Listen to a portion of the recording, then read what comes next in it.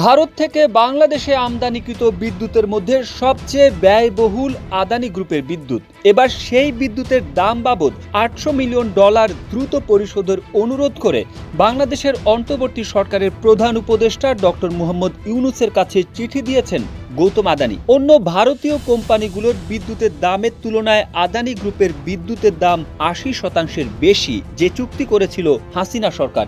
অন্যদিকে সরকারের কাছে বিদ্যুতের পাওনা বাবদ 200 কোটি টাকার কথা স্মরণ করিয়ে দিয়েছে ত্রিপুরা রাজ্য সরকার।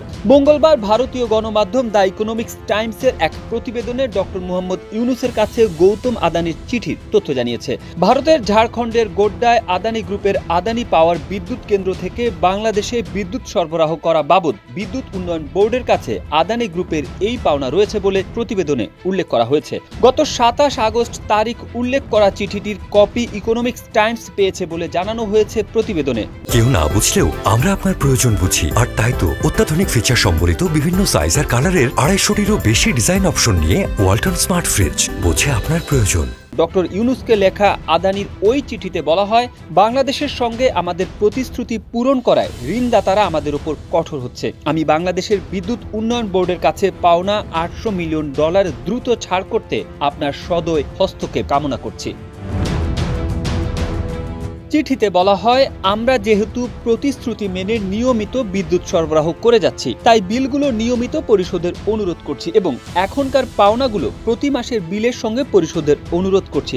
এর আগে গত 27 আগস্ট ইকোনমিক টাইমসের প্রতিবেদনে বলা হয়েছিল, বাংলাদেশ বিদ্যুৎ উন্নয়ন বোর্ডের কাছে আদানি পাওয়ার 8 থেকে 9 মাসের বিদ্যুতের দাম বাবদ প্রায় $800 মিলিয়ন পাবে। ঝাড়খণ্ডের গোড্ডার 1600 মেগাওয়াটের বিদ্যুৎ কেন্দ্র গত বছরের জুন থেকে বাংলাদেশে বিদ্যুৎ সরবরাহ করছে আদানি গ্রুপ।